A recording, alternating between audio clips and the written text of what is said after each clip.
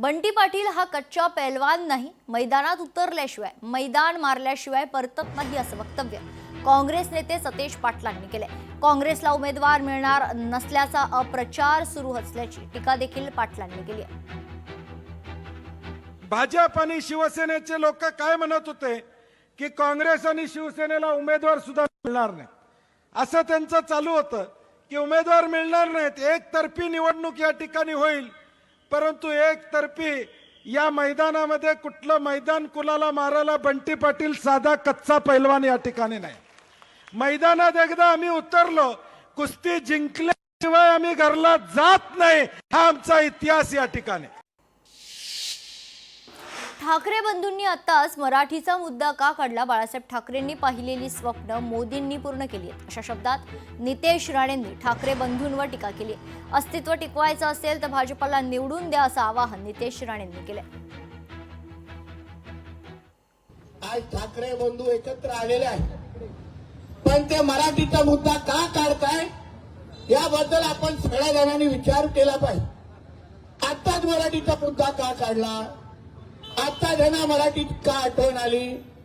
म्हणून परत एकदा आपण वर्षाताईंच्या रूपाने आपण कमळ चिन्हाच्या समोर बटन दाबून ते मत फक्त वर्षाताईंना जाणार नाहीये, पण कमळच्या समोर बटन दाबून वर्षाताईंना मत म्हणजे आदरणीय नरेंद्र मोदी साहेबांना मत।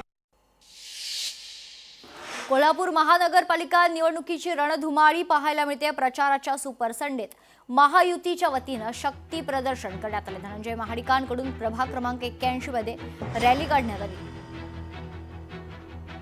कोल्हापुरामध्ये भारतीय जनता पार्टी, शिवसेना आणि राष्ट्रवादीची एक अभूतपूर्व अशी महायुती निर्माण झालेली आहे। 81 प्रभागामध्ये आम्ही 81 उमेदवार उभे केलेले आहेत, सर्व ताकदीचे उमेदवार आहेत। आता निवडणुकीला अवघे 4 दिवस राहिलेले आहेत। आज शेवटचा रविवार आहे, याचा पुरेपूर उपयोग मतदारांपर्यंत पोहोचण्यासाठी भारतीय जनता पार्टी आणि तिन्ही पक्षाचे सर्व पदाधिकारी, कार्यकर्ते सहभागी झालेले आहेत। शेवटचा रविवार असल्यामुळं सर्वच्या 81 वॉर्डमध्ये आम्ही मोठ्या पद्धतीनं रॅली काढून मतदारांपर्यंत पोहोचणार आहोत। आम्हाला मतदान करून शहराच्या विकासाला हातभार लावा ही विनंती आणि आव्हान आम्ही करण्याचा आता आज निर्णय घेतलेला आहे।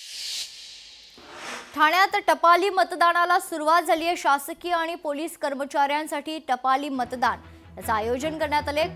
जोशी बेडेकर महाविद्यालयात शासकीय टपाली मतदानाची सुविधा उपलब्ध करून देण्यात आली आहे। मतदानासाठी मोठ्या प्रमाणात शासकीय कर्मचाऱ्यांची रांग लागली आहे।